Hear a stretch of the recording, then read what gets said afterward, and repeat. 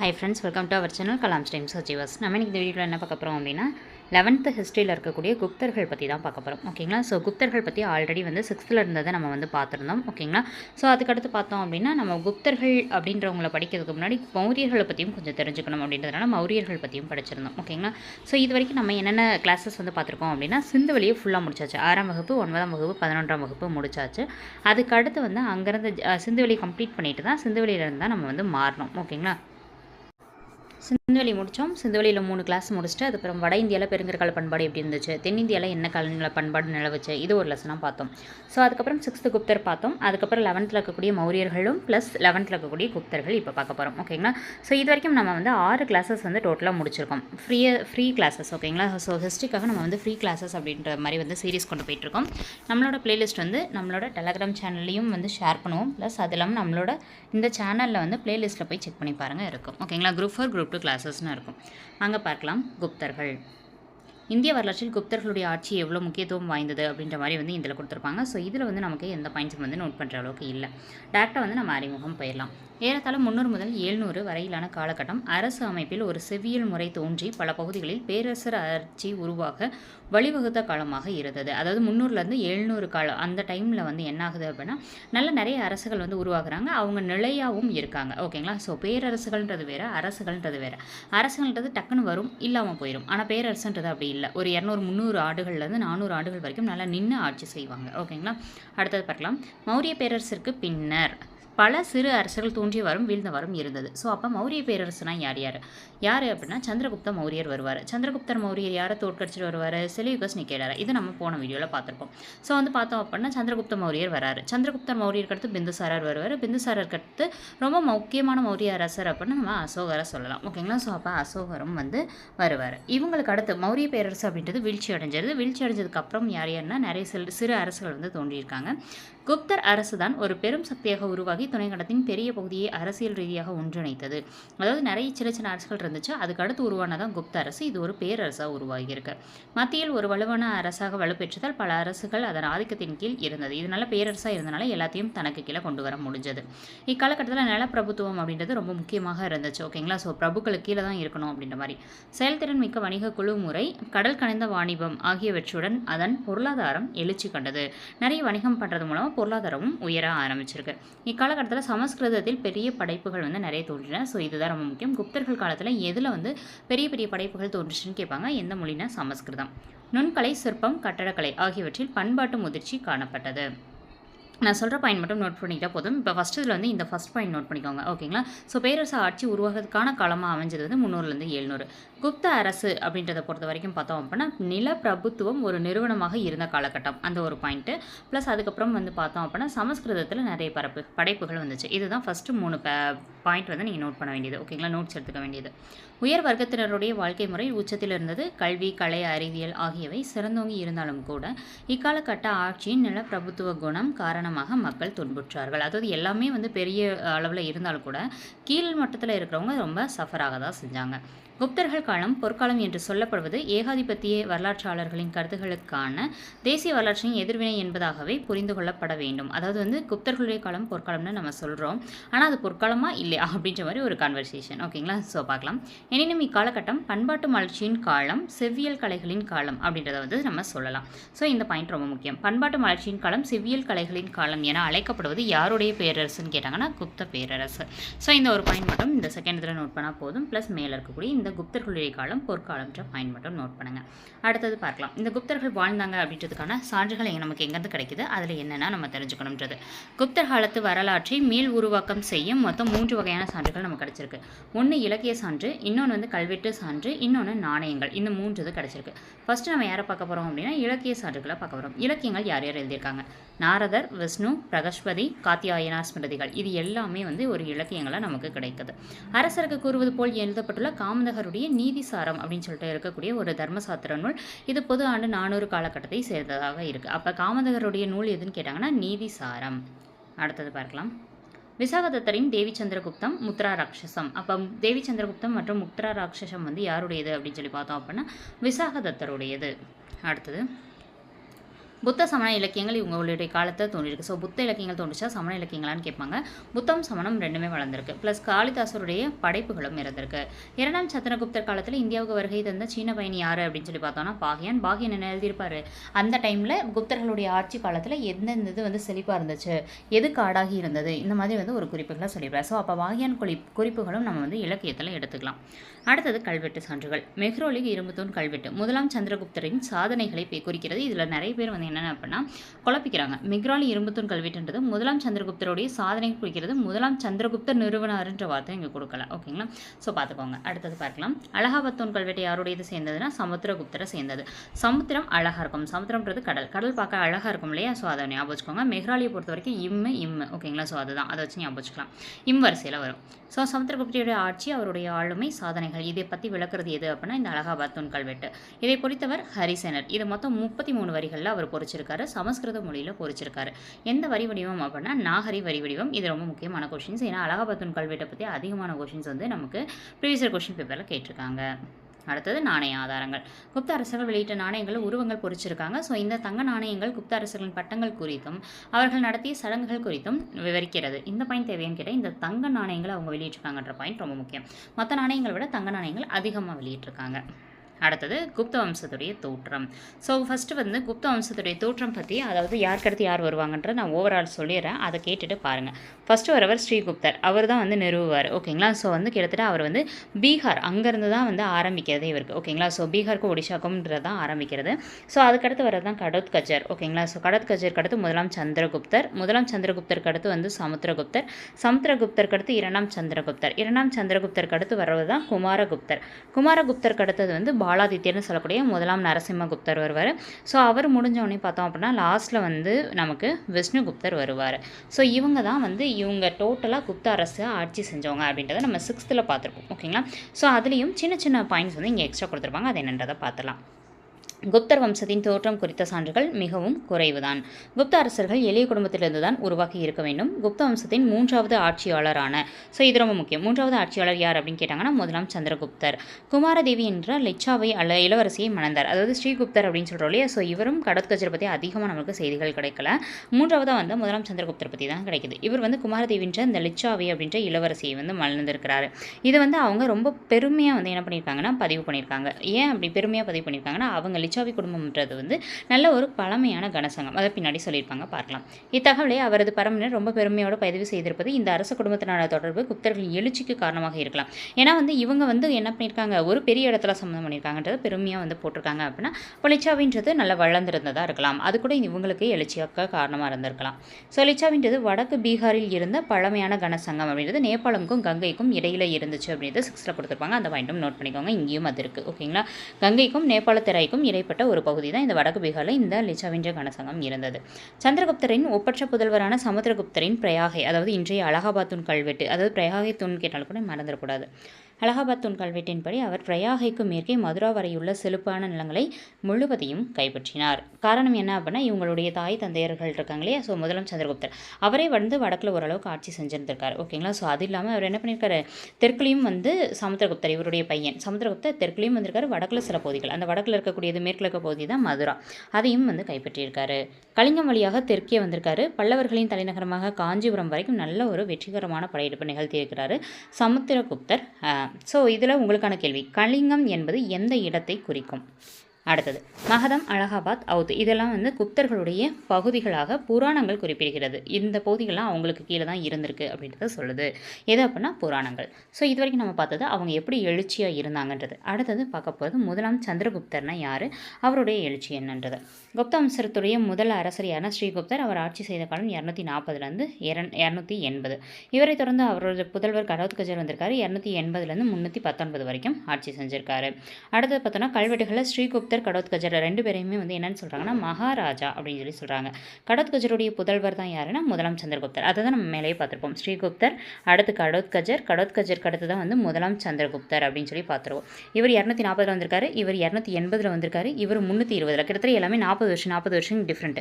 320 வச்சுக்கோங்க, 319 வச்சா தான் உங்களுக்கு டஃபாக தெரியும். 320 வச்சுட்டு 40 வருஷம் டிஃப்ரெண்ட் அப்படின்ற மாதிரி வச்சுட்டிங்கன்னா ஈஸியாக இருக்கும். சரி, ஓகே, அடுத்தது பார்க்கலாம். இவர் குப்த பேரரசுடைய முதல் பேரரசர். இது கேட்பாங்க. குப்த பேரரசின் முதல் பேரரசர் யார் அப்படின்னா 1ஆம் சந்திரகுப்தர். எதனால் சொல்கிறோம் அப்படின்னா, ஏன்னா அவங்க தான் லிச்சாவி அந்த குடும்பத்தோட வம்ச தொடர்பு வச்சு பெருசாக வந்து அவங்களுடைய ஆட்சியை விரிவுபடுத்தியிருக்காரு. சந்திரகுப்தர் மகாராஜா அதிராஜா அப்படின்ற பட்டத்தை வந்து ஏற்கிறார். ஏன்னா அவங்க தந்தையார் மற்றும் தாத்தாக்கே வந்து என்ன பண்ணாங்க, மகாராஜான்ற பட்டம் இருந்தது. இவருக்கு இன்னொரு கூடுதலாக ஒரு அதிராஜான்ற பட்டமும் இவருக்கு கொடுத்துருக்குறாங்க. அடுத்தது பார்க்கலாம். சந்திரகுப்தர் மகாராஜா அதிராஜன்ற பட்டத்தை ஏற்கிறார். மற்றவர்களின் ஆவணங்கள்லேருந்து இவரது பேரரசு நிலை நமக்கு புலப்படுகிறது. இவரது ஆட்சி காலத்துடைய கல்வெட்டும் நாணயமும் நமக்கு கிடைக்கவில்லை. இதை கேட்பாங்க யாருடைய குப்தர்களை, ஏன்னா குப்தர்கள் நிறைய பேர் வந்து நல்ல கல்வெட்டுகளில் நிறைய பொறிச்சிருப்பாங்க, நாணயங்கள் நிறைய வெளியிட்டிருக்காங்க. ஆனால் முதலாம் சந்திரகுப்தரை பற்றின அந்த கல்வெட்டுகள் நமக்கு நிறைய கிடைக்கல. ஸோ அடுத்தது பார்க்க போகிறது சமுத்திரகுப்தர். இப்போ ஃபஸ்ட்டு யாரை பார்த்தோம், ஸ்ரீகுப்தர் 240 வந்திருப்பார். அதுக்கடுத்து யாரை பார்த்தோம், கடோத்கஜர், அவர் 280 வந்திருப்பார். ஸோ இவங்க 2 பேருமே மகாராஜா. அதுக்கடுத்து யாரை பார்ப்போம், முதலாம் சந்திரகுப்தர் 320 வச்சுக்க சொன்னேன். ஸோ 319 335 வரைக்கும் ஆட்சி பண்ணியிருப்பார். அவர் யார், லிச்சாவி பெண்ணை மணந்திருப்பார். அவங்க பேர் குமாரதேவி. ஸோ அவங்கள மணந்து தான் நிறைய வந்து பேரரசு வந்து அவர் கைக்குள்ளே வந்து வச்சுருந்துருப்பார். அடுத்தது நம்ம பார்க்க போகிறது தான் சமுத்திரகுப்தர். இவர் பொது ஆண்டு பின்னணி வந்து 335 வந்து ஆட்சிக்கு வராரு. ஸோ முதலாம் சந்திரகுப்தர் வந்து தனது புதல்வர் சமுத்திரகுப்தரை தன்னோட வாரிசாக அறிவிச்சிடறாரு. அசோகன் தூர் கல்வெட்டில் ஒன்றில் பொறிக்கப்பட்ட இவர் குறித்த நீண்ட புகழுரை அவர் மௌரிய பரம்பரையில் வந்ததாக சொல்கிறது. அதாவது இந்த சமுத்திரகுப்தரை பற்றி அசோகர் தூண் கல்வெட்டில் ஒன்று சொல்லியிருக்காங்க. ஸோ அவங்க என்ன சொல்கிறாங்க அப்படின்னா, மௌரியர் வம்சத்தில் வந்தவங்க தான் இந்த சமுத்திரகுப்தர் அப்படின்ற மாதிரி அந்த இடத்துல வந்து மென்ஷன் பண்ணியிருக்காங்க. இந்த கல்வெட்டு சமுத்திரகுப்தர் நாடு முழுவதும் படையெடுத்து சென்றபோது அவர் கடிபணிந்த அரசர்கள், ஆட்சி பகுதிகள் அப்படின்னு சொல்லிட்டு நிறைய பட்டியல்களை கொடுக்குது இவரை பற்றி சொல்லக்கூடிய அந்த கல்வெட்டு. முக்கியமாக தில்லி மற்றும் மேற்கு உத்தரப்பிரதேசத்தின் 4 அரசர்களை அவர் வென்றுள்ளார். தெற்கு மற்றும் கிழக்கு பகுதிகள் அரசர்கள் அடிபணிந்து கப்பம் நீங்கள் செலுத்தி தான் ஆகணும்னு சொல்லிட்டு கட்டாயப்படுத்தப்பட்டாங்க அப்படின்ற மாதிரி சொல்லியிருப்பாங்க. கல்வெட்டில் குறிக்கப்பட்டுள்ள இடங்களை பார்க்கும்போது சமுத்திரகுப்தருடைய படையெடுப்புன்றது கிழக்கு கடற்கரையோரம் காஞ்சிபுரம் வரை நீண்டதாக தெரிகிறது. தமிழ்நாட்டு வரைக்குமே வந்திருக்காங்க. கங்கை சமவெளியின் மேற்கு பகுதியில் 9 அரசர்களை பலத்தால் வென்றார். அதாவது வந்து என்ன அப்படின்னா, இதுதான் நம்மளோட இந்தியா அப்படின்னு வச்சுக்கோங்களேன். இப்போ இதுதான் இந்தியாவாக இருக்கும். இந்த ஓரத்தில் இருக்க தான் தமிழ்நாடு. இப்படி பாதியாக பிரிச்சிரும். எப்பயுமே வந்து அரசர்கள் வட இந்தியாவில் தான் அதிகமாக ஆதிக்கம் செலுத்துவாங்க. தென்னிந்தியாவில் சோழர்கள் இந்த மாதிரி அதிகமாக நமக்கு வந்து சோழர்கள், சேரர்கள், பாண்டியர்கள் இவங்க ஆட்சி பண்ணிட்டு இருப்பாங்க. இவங்க என்ன பண்ணுறாங்க, காஞ்சிபுரம் வரைக்குமே, அதாவது பல்லவர்களுடைய தலைநகரமாக காஞ்சிபுரம் வரைக்குமே படையெடுத்து வராங்க. ப்ளஸ் படையெடுத்து வர்றது மட்டும் இல்லாமல் இங்கே வட இந்தியாவில் இருக்கும்ல மிச்சம் இருக்க பகுதிகள், அந்த பகுதிகளில் 9 அரசர்களை யார் கைப்பற்றிடுறா, நம்மளுடைய சமுத்திரகுப்தர். காட்டு ராஜாக்களும், அதாவது மத்திய இந்தியா மற்றும் தக்காணத்தில் பழங்குடியின தலைவர்களை தான் காட்டு ராஜாக்கள்னு சொல்கிறோம். ஸோ அவங்க அஸ்ஸாம், வங்கம் இந்த பகுதிகளில் இருக்கக்கூடிய அரசர்களும், நேபாளம், பஞ்சாப் இதில் இருக்கக்கூடிய சிற்றரசர்களுமே வந்து நீங்கள் கப்பம் எனக்கு கட்டி தான் ஆகணும்னு சொல்லிட்டு சமுத்திரகுப்தர் வந்து அவங்கள கட்டாயப்படுத்தியிருக்கிறாங்க. ஸோ கட்டாயப்படுத்தப்பட்டனர். மாணவர்கள், யுதேயர்கள் உள்ளிட்ட ராஜஸ்தான் பகுதியில் 9 குடியரசுகள் குப்தர்களின் ஏகாதிபத்தியத்தை ஏற்குமாறு கட்டாயப்படுத்தப்பட்டன. அதாவது என்ன அப்படின்னா, வடக்கில் 9 அரசர்களை அவங்களுக்கு கீழே கொண்டு வந்தாங்க அப்படின்னு பார்த்தோம், கங்கை சமவெளியில். இது வந்து ராஜஸ்தான் சைடில் மாணவர்கள், யுதேயர்கள் வாழ்ந்துட்டு இருந்தாங்க. ஸோ அவங்களையும் தனக்கு கீழே கொண்டு வந்திருக்காரு. இதோடு தெய்வபுத்திர சகானு சாகி அப்படின்றது ஒரு குஷான பட்டம். குஷானர்கள் அப்படின்னா யாருன்னா, கனிஷ்கரை பற்றி நம்ம படித்ததான் வந்து குஷானர்கள். அதை ஏற்கனவே பார்ப்போம். சகா ஆண்டு அப்போ தான் துவங்கும், 78ஆம் ஆண்டு அப்படின்றது. ஓகேங்களா. ஸோ நம்ம வந்து அதை ஏற்கனவே பார்த்தாச்சு. சாகர் அரசு, இலங்கை அரசு போன்ற வெளிநாட்டு அரசுகளும் கப்பம் கட்டியிருந்திருக்கிறாங்க. யார் அப்படின்னா, தெய்வபுத்திர சகானு சாங்கியும் இவருக்கு சமுத்திரகுப்தருக்கு வந்து என்ன பண்ணியிருக்காங்க, கப்பம் கட்டியிருக்கிறாரு. சாகர அரசு அப்படின்றது சாகர், பார்த்தியர், குஷானர் இவங்க 3 பேர்த்த பற்றி தான் நம்ம போனதில் பார்த்துருப்போம். ஓகேங்களா. ஸோ அவங்க இலங்கை அரசு எல்லாமே வந்து இவங்களுக்கு நமக்கு அந்த கல்வெட்டில் வந்து இருக்கிறது மூலமாக என்ன தெரிய வருது, கப்பம் கிடையிருக்காங்கன்னு தெரிய வருது. வரலாற்றறிஞர்கள் சமுத்திரகுப்தரை இந்திய நெப்போலியன் அப்படின்னு சொல்லி சொல்கிறாங்க. ஸோ இது ரொம்ப முக்கியமானது. இவரை வந்து நம்மளால் மறக்க முடியாது. ஏன்னா அந்த அளவுக்கு வந்து அவர் திறமை வாய்ந்தவர் தான் இவர். தென்பகுதி அரசர்கள் கப்பம் கட்டியது, வட இந்திய அரசர்கள் குப்த பேரரசோடு இணைக்கப்பட்டது, இதெல்லாமே வந்து கண்டிப்பாக மறக்க முடியாது. ஓகேங்களா. ஸோ அப்போ எல்லாத்தையுமே அடக்கி ஆண்டிருக்காங்க இந்த சமுத்திரகுப்தர் அவர்கள். ஆகியவற்றை இணைக்கப்பட்டதாகியவற்றை மறக்க முடியாது. மேற்கு இந்தியாவில் சாக அரசர்களை தோற்க முடியவில்லை என்பதால் நேரடி அதிகாரம் கங்கை சமவெளி வரையிலும் தான் இருந்துள்ளது. அதாவது இவரால் வந்து என்ன பண்ண முடியல அப்படின்னா, சாகர்களை ஜெயிக்க முடியல. இவங்க வந்து மேற்கு இந்தியாவில் இருந்தவங்க தான் இந்த சாக அரசர்னு சொல்கிறவங்க. ஓகேங்களா. ஸோ ஆனால் அந்த சாக அரசர்களை இவருடைய பையன் 2ஆம் சந்திரகுப்தர் ஜெயிச்சிருவார். அவர் வரும்போது நம்ம அதை பார்ப்போம். ஓகேங்களா. ஸோ பார்க்கலாம். ஸோ கங்கை சமவெளி வரைக்கும் தான். இப்போ எடுத்துக்காட்டுக்கு இதுதான் நம்மளோட இந்தியா அப்படின்னா, கங்கைன்றது இப்படி இருக்கும், கங்கை, யமுனை. ஓகேங்களா. ஸோ இந்த மாதிரி ஆறுகள் ஓடிட்டு இருக்கும். இங்கே இருக்கிறதா மேற்கு இந்தியா. அப்போ கங்கை வரைக்கும் ஒரு ஆட்சி செஞ்சிருக்காங்க. கரை வழி இந்த சைடு போகலை, அதை தான் கொடுத்துருக்காங்க. ராஜஸ்தானின் பழங்குடியினர் வந்து இவங்களுக்கு கப்பம் கட்டியிருக்காங்க. பஞ்சாப் அப்படின்றது சமுத்திரகுப்தருடைய அதிகாரத்துக்கு வெளியே இருந்துச்சு, அவருனால அதிகாரத்துக்குள்ளே கொண்டு வர முடியல. சமுத்திரகுப்தரின் படையெடுப்புன்றது பழங்குடி குடியரசுகளுடைய அதிகாரத்தை குறைச்சதுனால ஹூனர்களுடைய ஊடுருவல் அப்படின்றது வந்து அடிக்கடி நிலவுச்சு அப்படின்னு சொல்கிறாங்க. ஏன் அப்படின்னா பழங்குடி மக்கள் இருந்தனால ஹூனர்கள் அந்த சைடு வரவே இல்லை. ஆனால் பழங்குடி மக்களை இவர் வென்று எடுத்ததுனால பழங்குடி மக்கள் அங்கேருந்து இடம் பெயரும்போது அந்த இடம்ல என்ன பண்ணுறாங்க, ஹூனர்கள் வந்து அடிக்கடி வந்து எல்லைக்கு வந்து வர ஆரம்பிக்கிறாங்க. ஸோ இந்த ஹூனர்கள் தான் ஸ்கந்தகுப்தர் காலத்தில் பெரிய பிரச்சனையவே ஏற்படுத்துவாங்க. அதை நம்ம என்னன்றதை பின்னாடி பார்ப்போம். சரி, வாங்க பார்க்கலாம். குஷானர்களுடனான உறவு குறித்து உறுதியாக வந்து நமக்கு தெரியல, குஷானர்களுக்கும் இவங்களுக்கும் என்ன உறவுன்றது. ஆனால் இலங்கையை பொறுத்தவரை இலங்கை அரசர் மேகவர்மன் பரிசுகளை அனுப்பி கயாவில் ஒரு பௌத்த மடம் கட்ட அனுமதி கோரியுள்ளார். அப்போ இலங்கை அரசர் மேகவர்மன் யாருடைய சமகாலத்தவர்னு கேட்பாங்க. யாருடைய அப்படின்னா சமுத்திரகுப்தருடைய சமகாலத்தவர். அவர் வந்து எங்கே வந்து பௌத்த மடம் கட்ட சொல்லியிருப்பாரு அப்படின்னா கயான்ற பிளேஸில். சமுத்திரகுப்தரின் ஆட்சி காலம் 40 ஆண்டுகள் நீடித்ததால் இது போன்ற படையெடுப்புகளை திட்டமிட்டு நடத்த அவருக்கு போதுமான கால அவகாசம் இருந்தது. இராணுவ வெற்றிகளை பிரகடனம் செய்ய அவர் வந்து அஸ்வமேத யாகம் நடத்தினார். அஸ்வமேத யாகம்ன்றது சமுத்திரகுப்தர் நடத்தியிருப்பார், இவருடைய பேரன் குமாரகுப்தர் நடத்தியிருப்பார். 2 பேர் வந்து அஸ்வமேத யாகம் நடத்தியிருப்பாங்க குப்த அரசர்கள். ஓகேங்களா. ஸோ இவர் வந்து 40 வருஷம் வந்து கிட்டத்தட்ட ஆட்சியில் செஞ்சிருக்காரு அப்படின்றது நம்மளுக்கு ரொம்ப முக்கியத்துவம் வாய்ந்தது. அடுத்தது பார்க்கலாம். சமுத்திரகுப்தர் அறிஞர்களையும் ஹரிசனர் அப்படின்ற போன்ற இருக்கக்கூடிய அந்த கவிஞர்களையுமே வந்து ஆதரிச்சிருக்காரு. இதன் மூலம் சமஸ்கிருத இலக்கியத்தை வளர்ப்பதில் இவர் பங்காற்றியிருக்கிறார். சமஸ்கிருதம் அப்படின்றத இவங்களுடைய இது அப்படின்றத நம்ம ஆல்ரெடி பார்த்துருப்போம். வைணவத்தை அவர் தீவிரமாக பின்பற்றினார். அதாவது சமணம், பௌத்தம் இந்த மாதிரி இலக்கியங்களும் இவங்க டைமில் கிடச்சிருக்கு. ஆனால் வைணவத்தை நல்லாவே வந்து இவர் வந்து ஆதரிச்சு இருந்திருக்காரு, தீவிரமாக பின்பற்றியும் இருந்திருக்கிறாரு. என்றாலும் கூட வசுபந்து என்ற பெரிய அந்த பௌத்த அறிஞரையும் இவர் ஆதரிச்சிருக்காரு. எனக்கு வந்து என்னது, நான் வந்து பின்பற்றது வைணவம் தான், நான் பௌத்தத்தை ஆதரிக்க மாட்டேன்னு சொல்லாமல் வசுபந்துவை இவர் ஆதரிச்சிருக்கார். வசுபந்து வந்து ஒரு பௌத்த அறிஞர். கவிதை இசை பிரியரான இவருக்கு கவிராஜா என்ற பட்டம் வழங்கப்பட்டது. யாருக்குன்னா இந்த சமுத்திரகுப்தருக்கு கவிராஜா என்ற பட்டம் கொடுத்துருந்தாங்க. குப்தர் நாணயங்களில் அவர் வீணை வாசிப்பது போன்ற சின்னம் வந்து என்ன பண்ணியிருக்காங்க அப்படின்னா பொறிச்சிருக்காங்க. ஸோ இது மூலமாக அவருக்கு இசை மேலே ஆர்வம் இருந்தது அப்படின்றதும் தெரிய வருது. அடுத்து நம்ம யாரை பார்க்க போகிறோம், 2ஆம் சந்திரகுப்தர். இது வரைக்கும் ஸ்ரீகுப்தர் பார்த்துருந்தோம். ஸ்ரீகுப்தருக்கு அடுத்து கடோத்கஜர், கடோத்கஜருக்கு அடுத்து வந்து 1ஆம் சந்திரகுப்தர், அடுத்து நம்ம பார்த்தது சமுத்திரகுப்தர். இப்போ நம்ம பார்க்க போகிறது 2ஆம் சந்திரகுப்தர். தனது தாத்தா பெயரையே சூடிய 2ஆம் சந்திரகுப்தர் மிக திறமையான அரசர். 375லேருந்து 415 வயது, அதாவது இவரும் 40 ஆண்டுகள் வந்து ஆட்சி புரிஞ்சிருக்கிறாரு. தனது சகோதரர் யார் அப்படின்னா ராமகுப்தர், அவர் கூட வந்து போராடி இருக்கிறாரு ஒரு 5 வருஷம். 370லேருந்து 375 போராடி தான் இவர் வந்து ஆட்சிக்கு வந்திருக்காரு. விக்ரமாதித்யன் அப்படின்னு சொல்லிட்டு இவருக்கு இன்னொரு பட்டமும் இருக்கிறது. பாடலிபுத்திரத்தை தலைநகரமாக கொண்ட 2ஆம் சந்திரகுப்தர், அதாவது இதில் நல்லா தெளிவாக புரிஞ்சுக்கணும், பாடலிபுத்திரம்ன்றது மௌரியர்களுடைய தலைநகரம்ன்றதை நம்ம படிச்சிருப்போம். ஓகேங்களா. ஸோ அப்போ பாடலிபுத்திரத்தை தான் இவங்க தலைநகரமாக கொண்டு இந்த 2ஆம் சந்திரகுப்தர் வந்து ஆட்சி செஞ்சிருக்காரு. ஸோ தனது அரசின் எல்லைகளை, போர்கள், திருமண உறவுகள் இது மூலமாக நிறைய விரிவுபடுத்தியிருக்காரு. இராணுவ முக்கியத்துவம் வாய்ந்த தக்கான பகுதிகளை ஆண்ட வாகடக இளவரசருக்கு தன் மகள் பிரபாவதியை திருமணம் செய்து கொடுத்தார். அதாவது இவருடைய மகள் யார் அப்படின்னா பிரபாவதி. அவரை வந்து வாகடக இளவரசருக்கு வந்து என்ன பண்ணியிருக்காங்க அப்படின்னா திருமணம் செஞ்சு கொடுத்துருக்காங்க. இவரது மேற்கு இந்திய அரசுகள் மீதான படையெடுப்பின் போது இந்த திருமண உறவுகள் வந்து கூடுதல் பலம் சேர்த்துச்சு. ஓகேங்களா. ஸோ அதாவது வந்து என்ன அப்படின்னா இவருடைய மகள் பிரபாவதியை திருமணம் செஞ்சுக்கிட்டவங்க நிறைய படைகளை வந்து அனுப்பிச்சு வந்து ஹெல்ப் பண்ணியிருக்கிறாங்க அப்படின்றத கொடுத்துருப்பாங்க. மேற்கு மாலவம், குஜராத் ஆகிய பகுதிகளை 400 ஆண்டுகளாக ஆட்சி செஞ்சுட்டு வந்தவங்க தான் இந்த சாக அரசர்கள். சாக அரசர்களை வந்து சமுத்திரகுப்தனால் தோற்கடிச்சிருக்க முடியாது. அதனால தான் அவர் கங்கை வரைக்கும் மட்டும் இருந்திருப்பார். அவருடைய பையனான இந்த 2ஆம் சந்திரகுப்தர் அவங்களையும் வென்றெடுத்திருப்பார். ஓகேங்களா. மொத்தம் 400 ஆண்டுகளாக ஆட்சி செஞ்சுட்டு வந்தவங்க இந்த சாக அரசர், அவங்கள தோற்கடிச்சிருப்பார். ரோமானிய பேரரசரோட வணிகத்தில் அரசின் வளம் வந்து நல்லா பெருகி இருக்கு. ஏன்னா வணிகம் வந்து நல்லா நடந்திருக்கு. கிழக்கு மற்றும் மேற்கு இந்தியாவை வென்ற பின்னர் 2ஆம் சந்திரகுப்தர் ஹூனர், காம்போஜர், கிராதர் இவங்களையும் வந்து வென்றெடுத்திருக்கிறார் அப்படின்றது ரொம்ப முக்கியத்துவம் வாய்ந்தது. அப்போ ஹூனர்கள் அப்படின்றவங்க இந்த டைம்ல இருந்திருக்காங்க. அப்போ ஹூனர், காம்போஜர், கிராதரை வென்றெடுத்த அந்த வடநாடு அரசுகளை வென்றெடுத்தவர் யாருன்னு கேட்டாங்கன்னா 2ஆம் சந்திரகுப்தர். அவர் மிகப்பெரிய வெற்றி வீரராக மட்டுமின்றி சிறந்த நிர்வாகியாகவும் திகழ்ந்தார் அப்படின்னு சொல்லி கொடுத்துருக்காங்க. நம்ம இந்த பாக்ஸை பார்த்துட்டு கீழக்கத்துக்கு போயிடலாம். மதுரா பாடலிபுத்திரம் குறித்து பாகியான் என்ன சொல்லியிருக்காரு அப்படின்றத பார்க்கலாம். மதுராவில் மக்கள் தொகை வந்து ரொம்பவே அதிகம். அங்கே நல்லா வந்து மகிழ்ச்சியாக வாழ்ந்திருக்காங்க. ஸோ அங்கே இருக்கக்கூடிய குடும்பத்தை பதிவு செய்ய வேண்டிய அவசியம் இல்லை. அரசருக்கு சொந்தமான நிலத்தில் விவசாயம் செய்தவர்கள் மட்டும்தான் தானியத்தில் அவங்களுக்கு ஒரு பங்கு தரணும். சூழலை பொறுத்து குற்றவாளிகளுக்கு மிதமாக இருந்துச்சு, கடுமையாகவும் அபராதம் வந்து விதிச்சிருந்தாங்க. மீண்டும் மீண்டும் கலகம் செஞ்சால் குற்றம் விளைத்தால் வலதுகையை வந்து துண்டிச்சு விட்டுருவாங்க.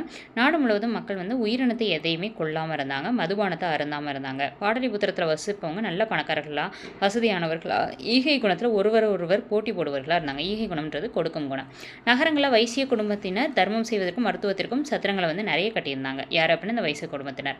அனைத்து ஏழைகள், ஆதரவற்றோர், அனாதைகள், விதவைகள், குழந்தை இல்லாதவர்கள், அங்கவீனர்கள், ஊனமுற்றவர்கள் இவங்களுக்காகவும் நிறைய உதவிகளை வந்து செஞ்சுருந்தாங்க அப்படின்னு சொல்லிட்டு பாகியன் என்ன பண்ணியிருக்காரு, 2ஆம் சந்திரகுப்தர் காலத்தில் மதுரா எப்படி இருந்ததுன்ற குறிப்பை வந்து மென்ஷன் பண்ணியிருக்காரு. அடுத்தது பார்க்கலாம். விக்ரமன், தேவகுப்தன், தேவராஜன், சிம்ம விக்ரமன், விக்ரமாதித்யன், சஹாரி அப்படின்னு சொல்லிட்டு இவருக்கு நிறைய பெயர்கள் வந்து இருக்குது. சஹாரின்றது சாகர்களை வென்றதுனால கிடைத்த ஒரு பட்டம். இவரை வந்து நாணயங்களில் இந்த மாதிரி வந்து 2ஆம் சந்திரகுப்தன் இந்த பெயர்களால் குறிப்பிட்டிருக்காங்க. கலை, இலக்கியம், அறிவியல் ஆகிய துறைகளில் சிறந்து விளங்கிய நவரத்னங்கள் அப்படின்னு இருக்கக்கூடிய ஒரு 9 அறிஞர்கள் இவருடைய அவையில் இருந்திருக்காங்க அப்படின்றது முக்கியம். இது வந்து யார் இந்த 9 அறிஞர்கள், அவங்க எதில் சிறப்பு அப்படின்னு சொல்லிட்டு நமக்கு 6th புக்கில் கொடுத்துருப்பாங்க, தெளிவாக கொடுத்துருப்பாங்க. அது ஒன் டைம் வந்து எடுத்து நல்லா நோட் பண்ணி வச்சுக்கோங்க. இவர்களின் மாபெரும் சமஸ்கிருத கவிஞர் அப்படின்னா யார் அப்படின்னா காளிதாசர், ப்ளஸ் சமஸ்கிருத புலவரை சொல்லலாம் அப்படின்னா ஹரிசேனர் சொல்லலாம். அடுத்து அகராதியை உருவாக்கியவர் யாருன்னா அமரசிம்மர், ஆன் வரும். அடுத்து மருத்துவர் வந்து தன்வந்திரி. ஓகேங்களா. ஸோ தானாக வந்து மருத்துவர் வந்து ட்ரீட்மெண்ட் பண்ண மாட்டார், நம்ம அங்கே போகணும் அப்படின்ற மாதிரி. ஓகேங்களா. ஸோ இவங்கெல்லாம் வந்து அவங்க காலத்தில் இருந்திருக்காங்க. இவரது ஆட்சி காலத்தில் தான் பாகியான் அப்படின்ற பௌத்த அறிஞர் சீனாவிலேருந்து இந்தியா வந்தார். இவர் ஒரு பௌத்த அறிஞர்ன்றதை நம்ம தெரிஞ்சு வச்சுக்கணும். இவர் குப்த அரசருடைய வளம் குறித்து நிறைய பதிவு செஞ்சிருக்காரு இந்த பாகியான் அவர்கள்.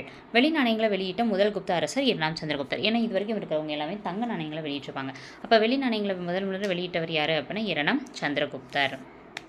அடுத்து பார்க்கலாம். இவரது ஆட்சி காலத்தில் தான் பேரரசோட விரிவாக்கம்ன்றது நல்ல உச்சத்தை வந்து எட்டியிருக்கு அப்படின்றத பார்க்கலாம். ஏன்னா சாகர்களையே ஜெயிச்சிட்டாங்க இல்லையா. ஸோ அதான் 2ஆம் சந்திரகுப்தருக்கு பின்னர் அவரது புதல்வர் யார் வந்திருப்பா அப்படின்னா 1ஆம் குமாரகுப்தர் வந்திருப்பார். அவர் நாலந்தா பல்கலைக்கழகத்தை தோற்றுவிச்சார்.